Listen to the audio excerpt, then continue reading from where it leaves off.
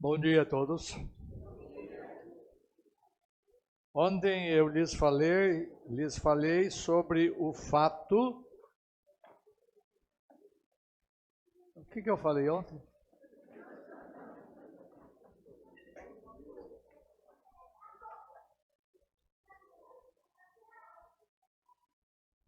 Vocês não lembram também, né?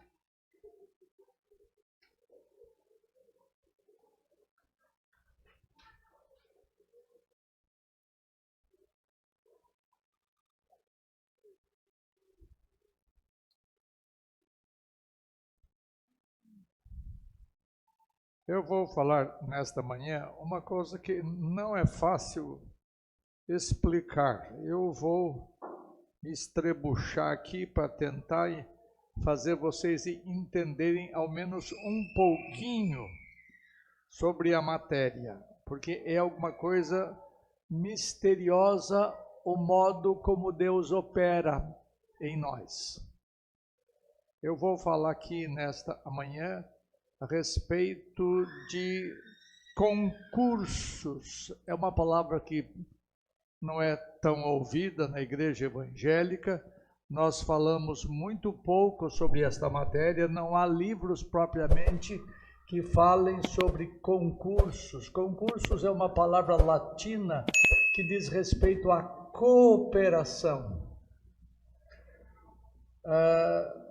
O que eu vou tentar explicar para vocês é que não existe ato solto, não existe ato isolado. Sempre tem, quando uma coisa acontece, a participação de um aqui e de outro aqui. Nunca nós fazemos nada sozinhos. Nós não somos independentes na consecução dos nossos atos. Sempre quando nós fazemos alguma coisa, tem alguém por detrás deles. Esta que é a cooperação, os concursos entre Deus e os homens.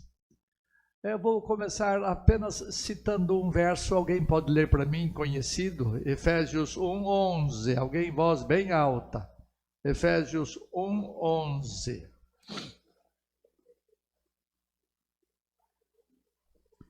Nada acontece neste mundo à parte do cumprimento da vontade de Deus. Nada, ato nenhum acontece sem que seja o homem agindo e por detrás do homem uma ação de Deus, que nós vamos ver aqui agora, tá? A tradução às vezes não ajuda a gente a entender, tá? 1:11, leia a senhora, bem alto. De Efésios 1:11. Nele fomos também escolhidos, tendo sido predestinados conforme o plano daquele que faz todas as coisas, segundo o propósito da sua vontade. Daquele que faz. É que vocês que não mexem com a língua original do Novo Testamento não desconfiam. O que ela leu ali, aquele que faz todas as coisas. O verbo fazer, qual é que é ele em grego? Curiosamente, eu vou falar o verbo em grego e vocês já vão entender. O verbo fazer é a tradução do verbo grego energeo.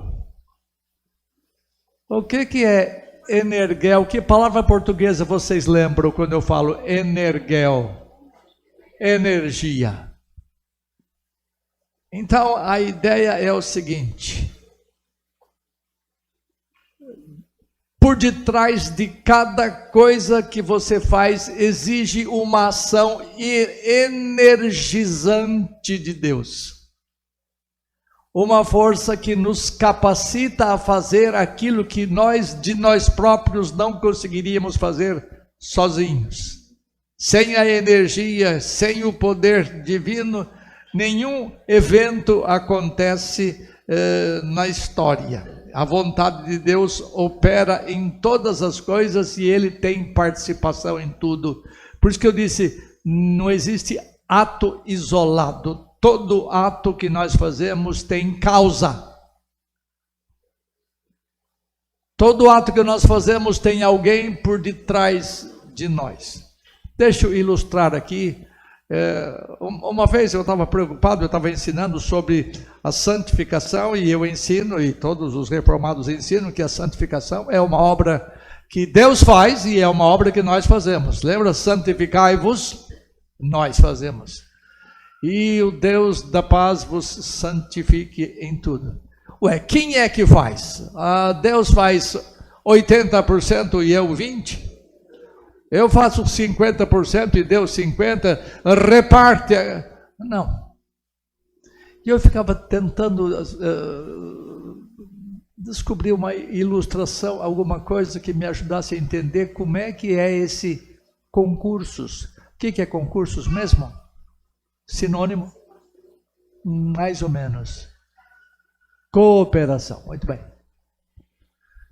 Uma cooperação entre duas partes. Sempre o concursos é uma participação de duas partes.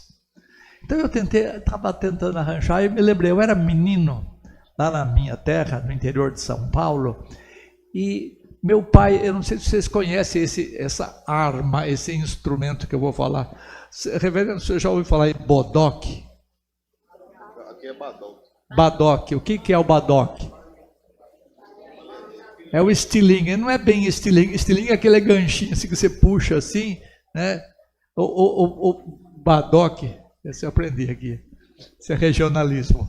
O bodoque lá na nossa terra é um arco, mas você não usa flecha.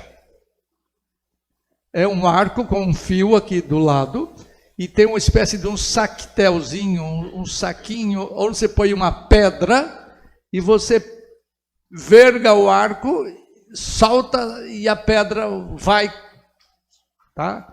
Esse é o tal do bodoque. E meu pai fala assim, meu filho, não use isso, não brinque com isso, pode ser perigoso, você pode fazer com que a pedra bata na sua mão e machuque. Falar isso para a menina é a mesma coisa que dizer, faça. E eu às vezes pegava o bodoque do meu pai e ia brincar. Eu botava ali no meio aqui da nave uma latinha e pegava a pedra para tentar derrubar a latinha. E cada vez que eu puxava assim, soltava a pedra assim, não chegava nem na latinha. E eu tentei várias vezes. Um dia meu pai estava de butuca, estava me vendo. Ele me pegou no flagra, usando o bodoque dele. Ele via eu tentando atirar e a pedra não ia com força. Não ia com força. De repente eu senti alguma coisa atrás de mim. Ele pegou a minha mão aqui, ele pegou a minha mão aqui, e ele vergou o arco como se deve. E então, pá! Eu falei, eu acertei, pai! Sabe, eu fiz tudo porque ele estava por detrás de mim. Eu faço tudo porque ele faz tudo. Quer ver só? Quem é que crê em Jesus Cristo? Oh, filha, você crê em Jesus Cristo? Fé é alguma coisa que você arranca de você mesmo, não é? Não? O que é fé? Deus que dá. Ah, é o dom de Deus, beleza. Você crê porque por detrás da sua fé há um poder energizante de Deus que faz com que nós creiamos. A fé é dom de Deus. Quando eu falo que é dom de Deus, significa que Ele nos habilita a crer nas coisas que nós ouvimos. Desculpe aqui, dessa Bíblia aqui. Essa Bíblia aqui, ela não funciona nada. A fé vem pelo ouvir. Vocês sabem disso. Agora tem tanta gente que ouve, não acontece nada. O poder não está na palavra em si mesma. O poder está no Deus que energiza esta palavra e aplica ao seu coração de modo que você venha a crer através do poder de Deus. Eu lembro que eu evangelizava, eu era pastor de Itanhaém, no litoral de São Paulo. E lá tinha uma família, um presbítero, tinha a esposa tinha um primo, esse primo era incrédulo toda a vida. Incrédulo. E ele estava mal, ele tinha uma doença já mortal, e eu fui, ela chamou de madrugada e eu fui lá. Eu expliquei ao Nelson, li a Bíblia com o Nelson, e eu falei. E ele estava, eu não sabia, mas ele estava morrendo mesmo. Estava mal, mas ainda consciente ainda. E depois de eu falar tudo que eu tinha que falar para ele, para que ele viesse, para que ele abraçasse a fé que eu abraçava, que a prima dele abraçava, eu falei: Nelson, como é que você está com Jesus agora? Ele disse assim, ó.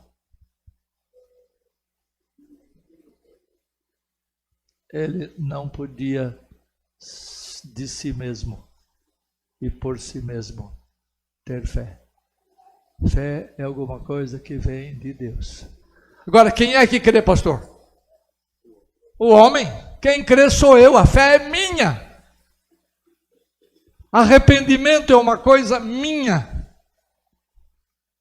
Mas não é alguma coisa que eu posso fazer de mim mesmo sem que Deus me energize, sem que Deus me fortaleça, sem que Deus seja gracioso comigo e habilite-me a crer e me arrepender. Tudo que eu faço, sou eu que faço. Mas quando você consegue obedecer a Deus numa esfera que você luta, quando você fala assim, yes! Consegui! Mas se você é honesto, você fala, foi a graça de Deus comigo. É Deus que me energiza. E então eu faço o que eu tenho de fazer.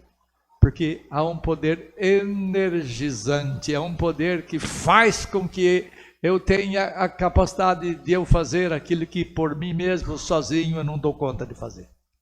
Tá? Então isto vamos lá? Concursos. Tá?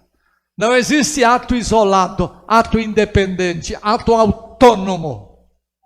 Nós sempre precisamos de uma ação prévia em nós. De alguma coisa que nos capacite a fazer. Eu posso dizer para vocês, arrependa-se. Porque é dever seu se arrepender. Creia, é dever seu crer. Mas eu já ouvi de várias pessoas, eu não dou conta de crer. E eu já ouvi tantas vezes o Evangelho, tantas vezes. E não dá conta de crer.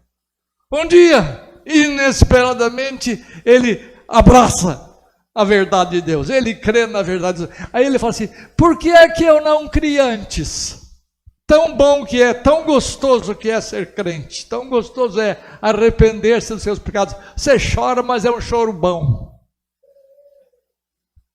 É porque faltou a obra concorrente de Deus, a obra cooperadora de Deus. Você tem parentes que você ama e com quem você tem contato, você tem pessoas a quem você evangeliza, e você fala, Senhor, se tu não operares, tudo micha, tudo é impossível de acontecer.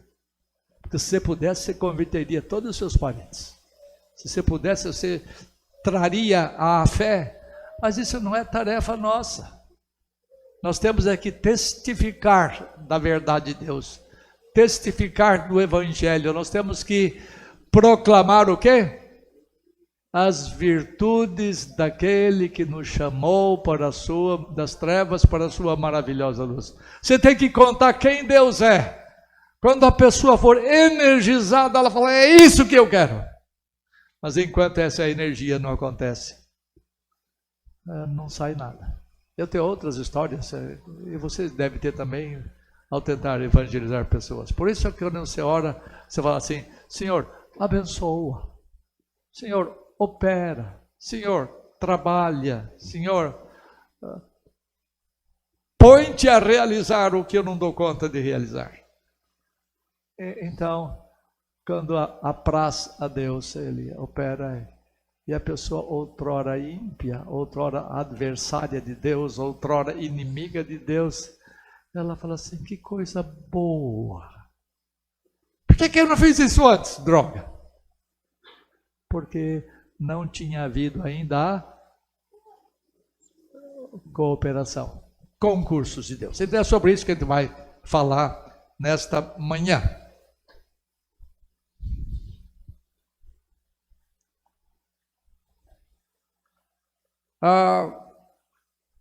Eu falei ontem sobre causa primária e causa secundária.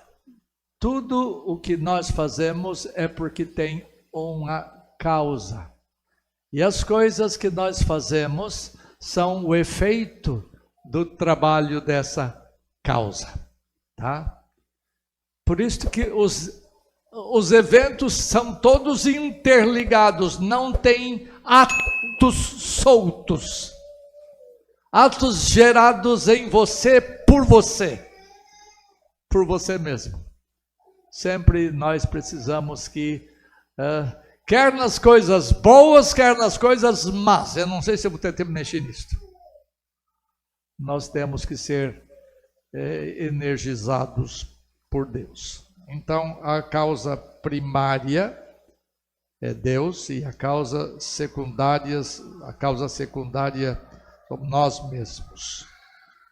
Então, existe sempre uma cooperação entre essas duas causas. A causa primária, que é Deus, e a causa secundária, que é nós. Tá? Há uma porção de coisas, eu vou ter que pulá-las aqui, porque meu tempo é curto. Lembra? Nós vivemos em Deus, nós nos movemos em Deus, nós existimos em Deus e não há como escapar disto. O ímpio não escapa disto, nós crentes não escapamos disto. Nós todos dependemos de Deus. A vantagem sua sobre os incrédulos é que você reconhece isso e ele não. Mas todos nós somos dependentes de Deus porque vivemos em Deus. E Deus é a causa primária, a fonte de todas as outras causas. Nenhuma causa precede a ação de Deus. Deus é quem primeiro opera em nós. Vamos ver alguns exemplos na Bíblia. Quem são os objetos dessa cooperação de Deus, desse concursos de Deus? Há aqueles que pensam que há uma porção de coisas na criação que são acontecimentos simplesmente naturais. Eu vou tratar das coisas inanimadas, isto é, não dos seres racionais, nem dos animais, nem da natureza comum, das coisas que não têm ânimo, que não têm movimento, que não têm alma. Então, quando você vai na escola hoje, e cuidado onde você manda seu filho estudar. Ontem eu estava conversando com algumas jovens senhoras que dizem que fazem aquela como é que é? Homeschooling, isto é, a educação em casa. Vocês têm vantagem, os seus filhos têm vantagem sobre os outros filhos dos homens que estão nas escolas públicas e nas escolas particulares. Lá eles aprendem que as coisas que acontecem na natureza, os fenômenos da natureza, são produto da mãe natureza. A mãe natureza é a causadora de todas as coisas. Por mãe natureza, eles querem dizer que os atos que acontecem na história são produto de uma força natural, sem intervenção divina. Tudo acontece dentro de uma caixa fechada, tudo acontece dentro de uma esfera onde Deus não intervém. E a mãe natureza é tudo. Vocês tomem cuidado com isso. Metam na cabeça dos filhos de vocês que não existe mãe natureza, existe uma natureza criada por Deus, que tem leis fixas, mas essas leis não são independentes, é Deus que aciona as leis, é Deus que faz com que as leis funcionem, e às vezes as leis sozinhas não funcionam, tem que haver a energia divina, para que as forças da natureza se movimentem, e os atos aconteçam. A participação de Deus é que faz com que os fenômenos da natureza aconteçam. Salmo 148, 8, por favor, alguém leia. Salmo 148, 8. Espero que o endereço esteja certo. Olha o que Deus diz.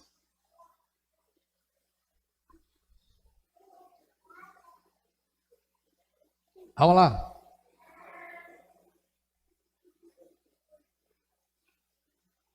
Leia o 7 e 8. Louvai ao Senhor da terra, monstros marinhos e abismos todos. Fogo de saraiva, neve e vapor, e ventos procelosos. Que fazem o quê? Que executam a palavra. Os ventos procelosos, a neve, o vapor, o fogo, eles são ativados pelo Senhor para que haja o cumprimento da realização dos desígnios divinos. Lembra que eu comentei ontem que as forças, os ventos, Deus desperta os temporais, é Deus que traz isto, traz aquilo. Eu falei que Deus sopra as nuvens. Lembra que eu comentei sobre as pessoas que trabalham na meteorologia, eles falam, vai passar aqui amanhã, pode passar, se Deus não mexer, se Deus mexer, não passa. Você vê, é raro você ver pessoas falando assim, desculpa, nós erramos o cálculo. Houve algum fenômeno da mãe natureza que quem aciona, quem energiza os ventos é Deus. É Deus que faz sair os ventos procelosos para que esses ventos cumpram a sua palavra. Então, a natureza não possui funcionamento independente, como se Deus governasse o mundo, desse corda para o mundo e deixasse o mundo funcionar ao seu bel prazer. Não, o mundo não é uma máquina, não é um relógio que Deus dá corda e funciona. Não, Deus interfere constantemente, diuturnamente nas coisas do mundo, porque Ele é um ser... vamos ver quem se lembra, você não vale. Vamos ver quem se lembra. Deus é um ser transcendente. Ele pode viver fora e além do universo. Eu não sei como isso é possível, porque eu não consigo pensar nada fora do espaço e do tempo. Mas Deus é alguém que, antes de haver tempo, antes de haver espaço, antes de haver a massa que Ele criou, Ele vivia numa esfera não espacial, numa esfera não temporal. Mas uma vez que Ele criou o mundo, Ele não é somente um Deus transcendente. O que Ele é? Algumas pessoas se lembram. Um imanente. Ele se envolve com a criação. Ele se relaciona com a criação. Ele tem prazer em cuidar da sua criação. Tá? Deus está envolvido. Salmo 135, 6 e 7. Alguém pode ler. A natureza não sabe o tempo de se manifestar. A natureza não fala assim, agora é minha vez. Ela não sabe o tempo de se manifestar. A natureza não é sábia para sozinha cumprir desígnios divinos. Ela precisa ser estimulada. A natureza precisa ser energizada pelo Altíssimo. a fim de que os decretos de Deus sejam cumpridos. Ela não somente é inanimada, a natureza, mas ela é dependente de uma ação cooperadora, concursiva de Deus para funcionar. Olha lá, Salmo 135, 6 e 7, alguém leia.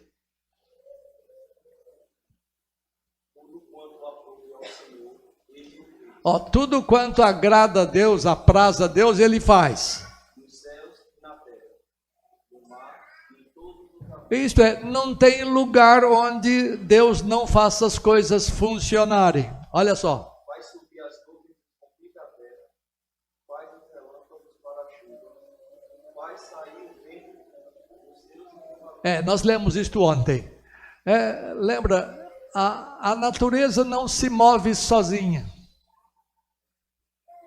Mesmo as leis naturais só funcionam quando Deus energiza, tá? Então, todas as coisas da natureza começam porque essas coisas aprazem a Deus, agradam a Deus. É Ele quem transporta as nuvens, é Ele quem provoca os relâmpagos. E olha, o salmista aqui não é nenhum cientista. Ele é um crente, mas ele entendeu que as forças da natureza não operam por si mesmas, mas segundo a ação concursiva, cooperadora de Deus. Deus participa nas manifestações todas da natureza, porque a natureza não é autônoma, simplesmente governada por leis naturais. A vegetação não cresce ao seu bel prazer, como se fosse apenas regida por leis fixas. Veja ainda no Salmo 104, o salmista tem umas tiradas muito boas. Salmo 104, versículos 14 a 17. Olha só que bonito que é, olha que beleza de linguagem. Reverendo, lê bem alto aí, de 14 a 17, de 104. Faz descer a relva para os animais. Dizer que é a natureza de si mesma, sozinha, que cresce para sustentar. Não. É tu que fazes crescer a relva. E as plantas para o serviço do homem. De sorte que da terra tira o seu pão. O vinho que alegra o coração do homem, o azeite que lhe dá brilho ao rosto, e o alimento que lhe sustém as forças. Avigoram-se as árvores do Senhor e os cedros do Líbano, que ele plantou. E as aves fazem seu ninho, quanto a cegonha, a sua casa é no cipreste. Esses versos, para mim, são lindíssimos, mas muitos cientistas atribuem esses fenômenos todos a quem mesmo? A mãe natureza. A natureza é divinizada. E esses caras tiram de Deus a glória das coisas que acontecem no mundo. Eles escanteiam Deus. Eles põem Deus de lado. Aliás, Deus não entra na conta deles. Mas nós não podemos ser como os incrédulos. Nós temos que entender por detrás das coisas naturais existem ações sobrenaturais.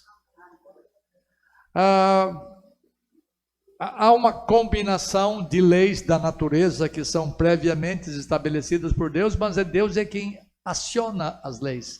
Deus é quem põe em funcionamento as leis. Observe que os versos acima, os versos que lemos agora, que Deus faz, presta atenção, até a relva baixinha depende de uma ação concursiva de Deus. Ele faz a relva é graminha. As coisas pequenas e as coisas grandes, o micro-universo e o macro-universo, tudo depende de Deus. Nada é independente, tudo tem causa. Deus entende que a semente, por si mesma, que tem todas as potencialidades já nela para que ela nasça, seja nascida e cresça e produza frutos. Mas quantas sementes nós plantamos que não nascem? é preciso, para haver vida, uma ação energizante de Deus, uma ação que estimula aquelas potencialidades de uma semente serem realidades.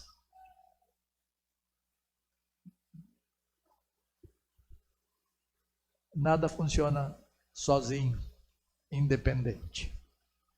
Vamos ver agora aqui alguma coisa sobre a ação concursiva de Deus nos animais, no sustento dos animais. Vamos lá, Salmo 104. Outra pessoa lê bem alto aí de trás, do meio, bem alto, Salmo 104, versículos 27 a 30. Vamos lá.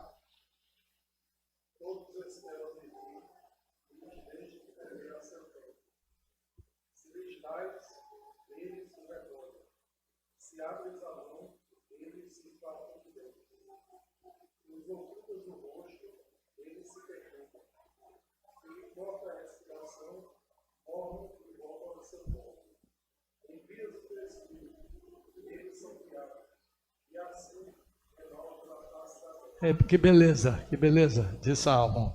A ação concorrente, ou concursiva, ou cooperadora de Deus na vida dos animais é a mesma ação dele nas plantas, só que os animais são seres vivos e as plantas não vivos do modo como os animais o são.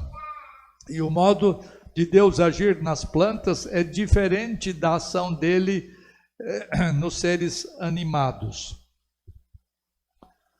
Eu gosto muito desses, fora as bobagens que eles falam, mas a beleza de você ver aqueles filmes daqueles canais de animais, como é que é? Discovery e outros. Documentário sobre animais, é bonito ver aquilo. Mas veja só, eles não têm consciência disto. Eles não sabem que existe Deus. Eles não são seres racionais. Mas o salmista diz assim: todos os animais esperam em ti. Todos os animais esperam em ti. Esperam o quê? Que lhes des de comer no tempo apropriado, a seu tempo. Todos. Dá a impressão que quando você vê aqueles passarinhos pequeninos ainda no ninho, e os pais saem, voam para buscar alimento, e quando esse pai chega, ele já abre o biquinho assim, esperando as providências do pai para ele. É mais ou menos assim, só que não é o pai que traz a coisinha, é Deus quem traz. Porque todos estão esperando uma providência divina, ainda que eles não saibam que exista um Deus, ainda que eles não saibam que eles são animais, ainda que eles não tenham consciência de si próprios, porque não são seres pessoais. Todos, diz a Escritura, diz um grande observador da natureza, todos esperam em ti para comer no tempo próprio. Se tu lhes dás, eles recolhem. Se abres a mão, eles se fartam de bens. Se lhes cortas a respiração, morrem. E voltam ao seu pó. Envias o teu Espírito e eles são criados, e assim Deus renova a face da terra. Morre animal, cresce animal. Desaparecem raças, crescem outras raças, e assim por diante. Toda a natureza animal está na absoluta dependência da obra cooperadora de Deus com as leis da natureza. Observe que o alimento vem das árvores, as sementes, os frutos, não é? E vem de outros animais também. Mas é dito que o Senhor que os alimenta. Essa é a observação de quem tem uma cosmovisão cristã. Uma cosmovisão reformada, podíamos dizer, porque só nós ensinamos as coisas da forma como estamos ensinando aqui. O salmista tinha uma percepção fantástica da relação entre as coisas da natureza e aquele que está por detrás da natureza. O salmista tinha... Por isso que ele fala assim, o salmo que nós lemos agora há pouco, isso é maravilhoso demais para mim. tu me entreteceste como nas profundezas, não é? Eu não entendo como isso acontece. Vocês que são mães, vê aquelas coisinhas que eram uma sementinha de nada e vai crescendo, e vai crescendo, e vai crescendo, nasce e começa a desenvolver, depois ela ri para você, ela responde para você, ela murmura alguma coisa, tudo porque existe alguém por detrás disso. É fantástica a forma como nós vimos a existência e a forma como Deus faz-nos crescer. Eu sei que a comida é que faz crescer, o alimento é que faz desenvolver, mas tem criança que come e não resolve. Vocês são pais, sabem disso. É preciso uma disposição de Deus em trabalhar na vida daquele organismo, a fim de que o organismo desenvolva, cresça, seja saudável. Por isso que vocês, e com razão, oram: Senhor, dá saúde ao meu filho, faz-o crescer forte, sadio. Mas a oração mais boa, desculpe o português, a oração melhor que você faz é assim: Senhor, faz meu filho crescer crendo na tua verdade. Faz meu filho crescer na verdade tua. Se a coisa que nós mais desejamos é ver os nossos filhos crescendo crentes. Muitos desde pequeninos, outros na adolescência, porque a adolescência é uma aborrecência. Desculpa, cara. Eles se desviam, eles são guiados por caminhos maus e nós oramos a Deus: Senhor, livra os nossos filhos disto. E então o Santo Deus é que ouve as nossas orações quando lhe apraz, e os nossos filhos crescem e nós damos graças a Deus. Quem educa? Nós. Quem que ensina a palavra? Nós. Mas quando eles começam a responder, nós dizemos: graças a ti, Senhor. Porque por detrás dos nossos atos existe uma ação energizante de Deus, que é o tal do concursos. Espero que vocês não esqueçam mais esta palavra.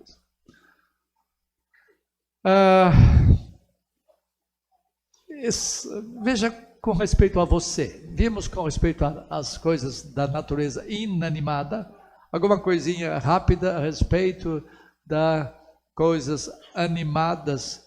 Lembra que Jesus Cristo instou aos seus discípulos dizendo assim: olhai as aves do céu, não semeiam, nem colhem, nem ajuntam em celeiros. Elas dependem de alguém que as alimente. É verdade que os passarinhos se alimentam das frutinhas das árvores, das migalhas de pão encontradas nos quintais das nossas casas, das sementinhas espalhadas pelo chão e assim por diante. No entanto, Jesus disse: contudo, vosso Pai as sustenta. Vosso Pai as sustenta. Um Deus tão grande, tão poderoso, tão infinito, se preocupa com coisinhas tão pequenas, como o alimento dos pardais, como os fios da sua cabeça que estão contados. Deus é aquele que está envolvido plenamente com sua criação. Ele está ativo neste mundo, agindo de modo cooperador. Ele coopera com as leis que ele próprio estabelece para sustento dos indefesos animaizinhos. Agora vamos ver o concurso de Deus no detalhe dos nossos dias. Paulo fala assim: e o meu Deus, segundo a sua riqueza em glória, há de suprir em Cristo Jesus todas ou cada uma das vossas necessidades. Ele vai suprir. E Paulo afirma que esse suprimento vem de Deus. Há uma cooperação de Deus com todos os atos que acontecem, eu disse desde o começo desta aula. Se não há esta cooperação divina, nada acontece, porque nada se move sem uma ação estimulante e energizante de Deus. Mesmo nas coisas mínimas, mesmo nos detalhes da nossa vida. O salmista, no salmo que nós lemos há pouco, afirma que todas as forças da sua fé, que todos os detalhes de nossos dias estão nas mãos de Deus. Cada um deles escrito e determinado quando? Quando nenhum deles havia ainda. Isso é bom demais para mim, aliás, é difícil demais para mim eu entender, isso é maravilhoso demais, ele se encanta com o modus operandi de Deus na manutenção da nossa vida. E no teu livro, olha o decreto, e no teu livro foram escritos todos os meus dias. Quando? Quando nenhum deles havia ainda. E cada dia que você levanta de manhã, você vai tomar café, na hora almoça, na hora própria janta, e alguns mais gulosos depois da janta ainda tem a ceia. Mas em todas as vezes que nós comemos, nós te dizemos assim: damos-te graças, nosso Deus, pelo pão nosso de cada dia. Jesus ensinou a orar desta maneira. O pão nosso de cada dia dá-nos hoje, se bem que a gente come muito mais que pão, né? Mas entendendo que essa expressão significa a comida nossa de cada dia nos dá. Nós é que trabalhamos, nós é que nos esforçamos, nós é que camelamos. Mas se você não tiver saúde para trabalhar, se você não tiver disposição de trabalhar, se não há uma ação energizante de Deus, você morre à míngua. Não se esqueça do Deus que vocês têm e que cuida de vocês, fazendo com que as leis que Ele estabelece, que são causas naturais, não funcionam, a menos que Deus starte, a menos que Deus inicie um processo e a coisa funciona.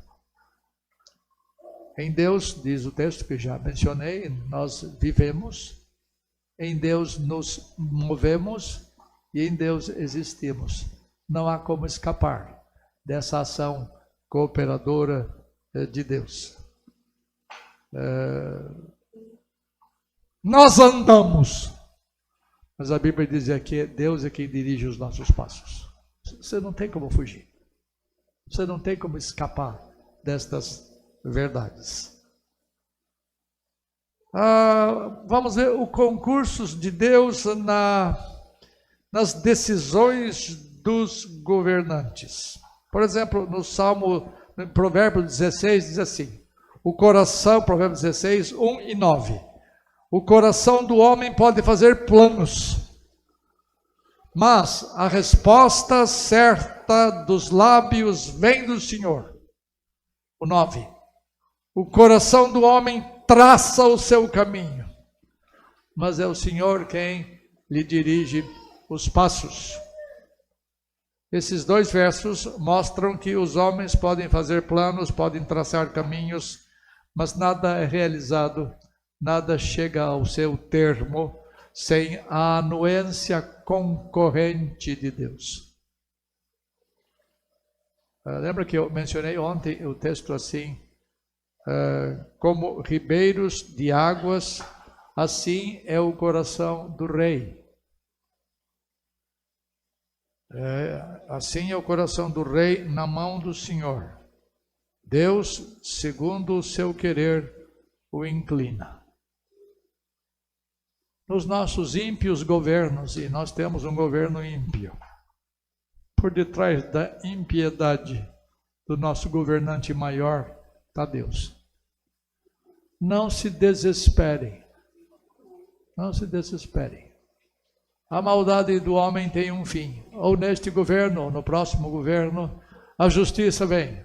a justiça se manifesta, a verdade vem à tona. No tempo apropriado. Como eu gostaria que fosse no meu tempo. Como eu gostaria que fosse segundo o meu querer. Mas as autoridades nossas, o presidente nosso, os governadores nossos, os líderes de modo geral eleitos ou não eleitos, aqueles que foram impostos, que dominam,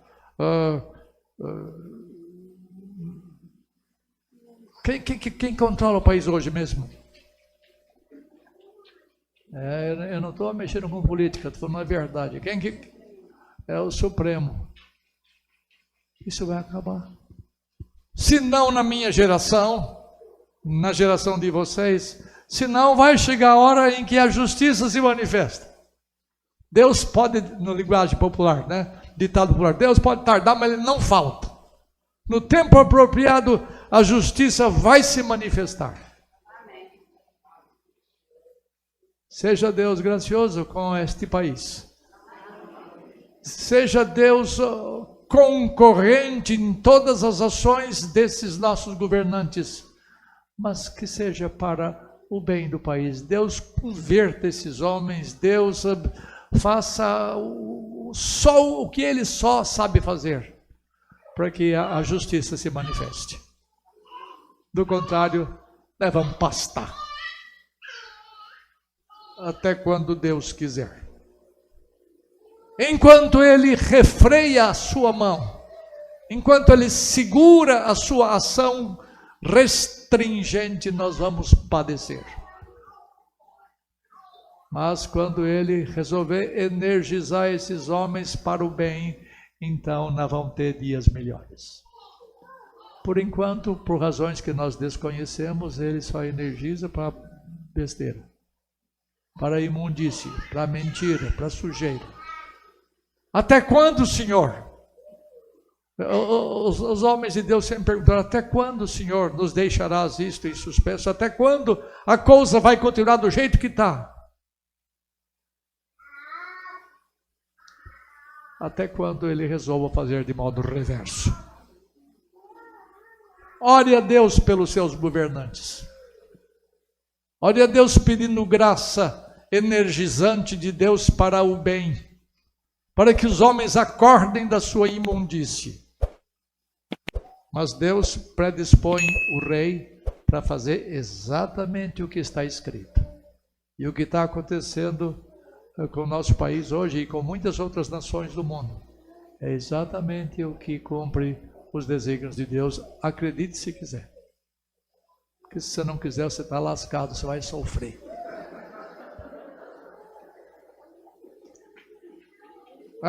Veja o que diz Esdras com respeito ao rei da Síria. Escuta lá. Esdras 6:22 diz assim: celebraram a festa dos pães asmos, entre os judeus lá na Síria, por 7 dias com regozijo, porque o Senhor os tinha alegrado, atenção, mudando o coração do rei da Síria a favor deles. Deus mexeu no rei da Síria, Deus mudou as disposições do rei da Síria, que eram contrárias à organização das festas do povo judaico. Então, quando Deus moveu o coração deles, eles celebraram com grande alegria durante 7 dias. Lembra, Ciro, o rei da Pérsia, era um rei dualista. Por dualista, eu quero dizer que ele cria que existia um Deus do bem e um Deus do mal. Duas forças iguais lutando para fazer a sua vontade. E as decisões todas dos governantes não são autônomas ou independentes, eu repito, de uma obra cooperadora de Deus. Se Deus não operar concursivamente nas decisões dos reis, nunca os seus decretos seriam cumpridos. Se Deus entregasse os reis a si mesmos, se Deus abandonasse os reis e os deixasse ao seu próprio prazer, eles fariam só imundície, e parece que Deus está fazendo isso em alguns lugares. Vamos fazer um parênteses aqui. Vocês que são mais velhos, como eu, se lembram do tempo em que a homossexualidade era alguma coisa terrível, alguma coisa inominável, alguma coisa impensável. A senhora imaginaria ver hoje mulher com mulher se beijando na rua, homem com homem se lascando na rua? Não, era coisa... Sempre existiu essa porcaria. Sempre, desde tempos imemoriais, lá na tal de Sodoma e Gomorra, havia homoafetividade ou homossexualidade, mais claramente. Mas nós estamos chegando a um tempo, lembra que Paulo fala em Romanos que Deus entregou os homens a paixões imundas. Deus entregou os homens a paixões e como é que ele fala? Paixões infames, obrigado. Paixões infames, cometendo toda sorte de torpeza, fazendo as coisas mais absurdas. Isso no tempo de Paulo. O mundo greco-romano, isto é, o mundo da Grécia e o mundo de Roma, dois grandes impérios que quase se viveram juntos, eles eram a favor da homossexualidade. Reis eram homossexuais, romanos, reis de Roma, imperadores eram homossexuais. Mas era velado, muitas coisas veladas. Na nossa presente sociedade, na nossa sociedade há uma década, uma geração atrás, isso era velado. Hoje é escancarado, hoje é aberto. Dá a impressão que Deus está soltando esta geração. No texto de Romanos lá fala que Deus entregou os homens, Deus entregou os homens, Deus entregou os homens. Deus os soltou. Vem cá, você é baixinho.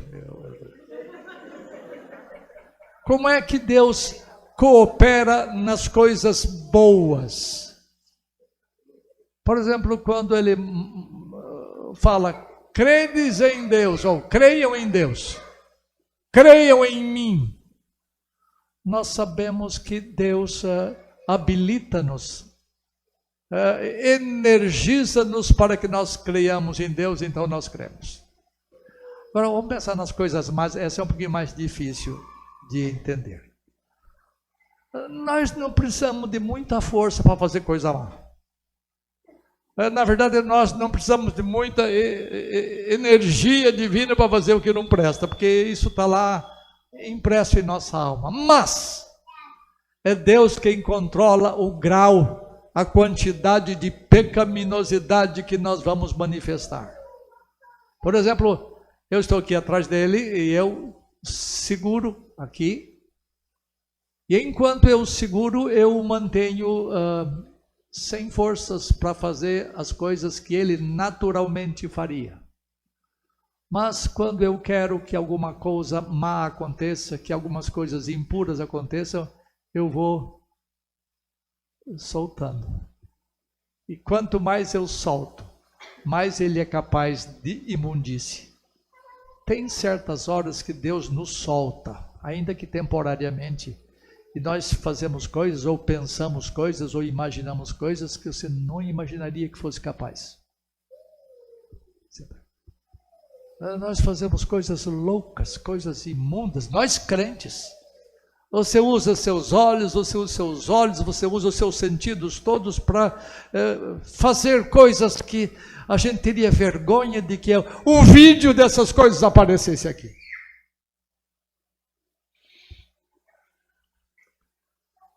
Nós temos que pedir que Deus nos segure, que Deus nos aperte de tal forma que Ele estanque a nossa habilidade de fazer coisas imundas. Então peça a Deus para Deus nunca soltar você, para Deus nunca entregar você a quem? A si mesmo. Você não precisa nem de Satanás para fazer coisa ruim.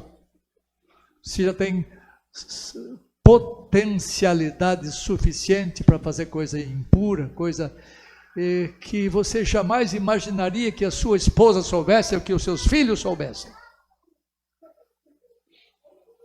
Até pedir que Deus nos abrace, que Deus nos segure, que Deus nos guarde nas suas mãos.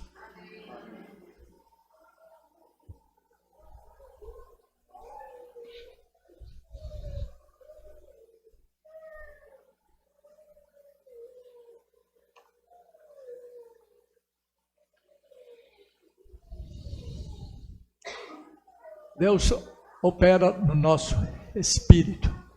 Por espírito, entenda, ou alma, ou coração, ou para ser mais abrangente, quando fala do espírito, fala da nossa interioridade. Então, em vários lugares da Bíblia, até não tenho os endereços aqui, eu tenho outro estudo meu, mas Deus opera no espírito humano. Lembra? Despertou Deus o espírito de Ciro. Está lá. Ciro era o rei da Pérsia. Despertou o Senhor o espírito de Ciro. Como é que Deus faz isso? Deus mandou mensageiros a Ciro? Deus enviou profetas para Ciro? Não.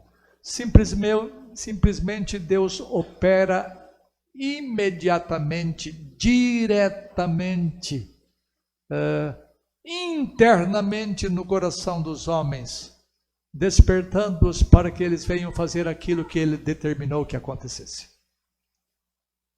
Se você não gosta desse Deus, vá embora dele.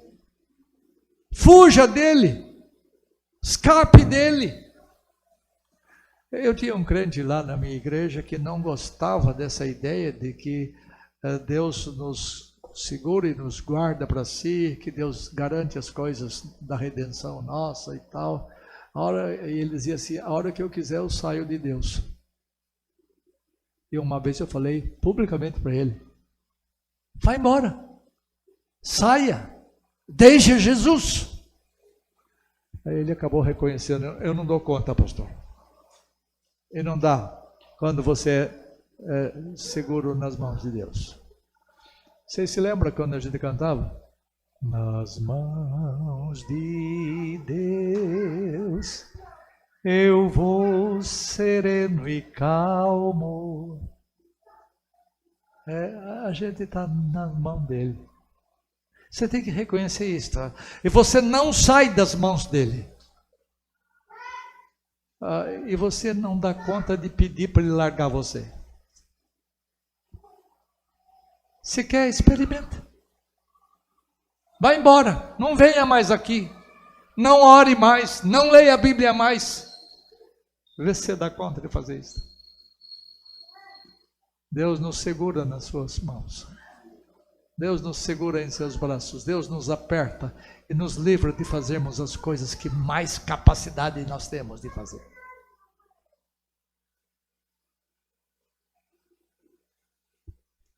A ação cooperadora de Deus acontece na vida daqueles que são ímpios. Uma vez tinha uma mulher ouvindo, como é que chama a sociedade de senhoras aqui? UAF, União Feminina, isto, é diferente da minha igreja. Lá é SAF, é União Auxiliadora Feminina. Estava havendo uma reunião da União Auxiliadora Feminina e uma mulher incrédula chamada Lídia. Eu vou ver o que aquelas velhas estão falando. E ela foi na reunião.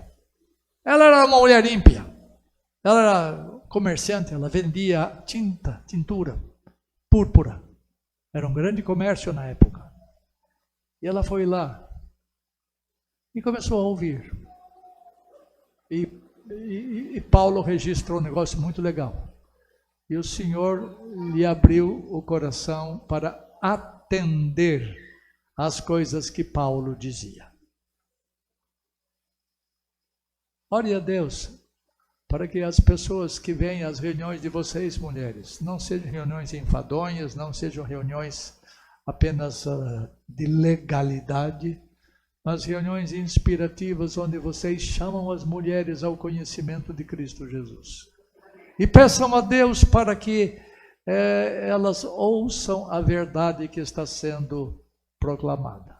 Por isto, ponham mulheres na frente do trabalho que saibam expor a verdade de Deus.